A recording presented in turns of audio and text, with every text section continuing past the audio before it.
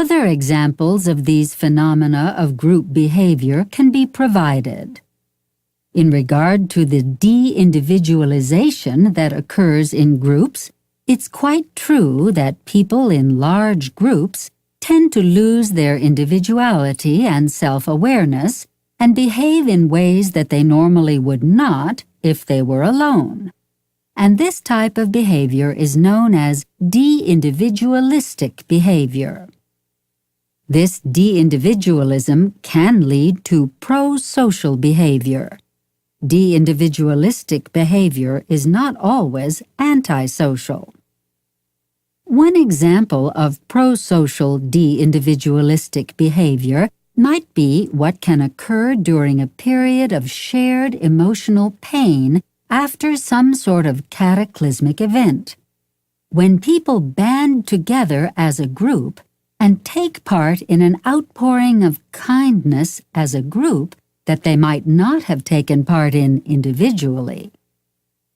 Another example of pro-social de-individualistic behavior might take place after an exciting contest that an underdog wins, when the audience members who are extraordinarily pleased at the results get caught up in an overwhelming display of approval, far more than any individual would display alone. In regard to the polarization that takes place in groups, it's quite true that when like-minded people get together in a group, it's quite common for them to arrive at a decision that is far more extreme than a decision that any of the members of the group would have arrived at individually. And this type of behavior is known as polarization.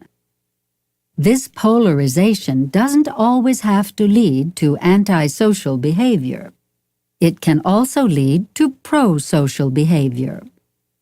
One example of polarization that leads to pro-social behavior is the actions of a group of townspeople who, after suffering individually for years at the hands of the town bully, finally band together to rid the town of the bully.